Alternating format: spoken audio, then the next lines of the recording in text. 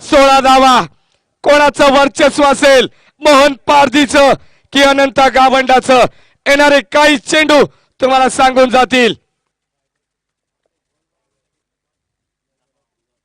यावेळेस दबाव, इथे मात्र चेंडू जाईल सीमारेषेच्या बाहेर, लॉंग ऑन सीमारेषेच्या बाहेर.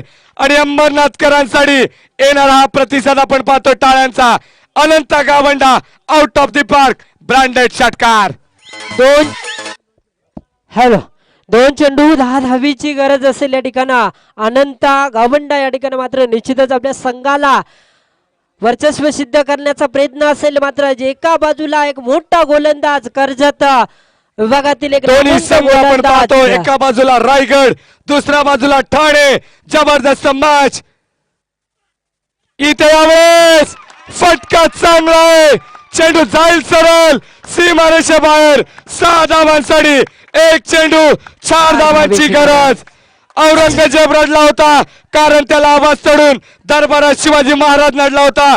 दाऊद इब्राहिम रडला होता जिंकून देखील मुंबई सारी कारण त्याला समोर मन्या सुर्वे नडला होता. आणि या मॅच मध्ये इथे सांगत असताना मोहन पारधी रडला होता कारण त्याला समोर बॅट धरून हातात अनंत गावंडा नडला होता. सांगा जगाला ओढून हा नडणारा फक्त हिंदू होता. यावेळेस एक चेंडू, 4 धावांची गरज. सर्वांनी टाळ्या बाजून मात्र शेवटचा बॉल. चेंडूवर सन्मान द्यायचा आहे. आणि एक ठाणे संघ इथं विजय होतोय. विजय संघाचं हार्दिक हार्दिक अभिनंदन.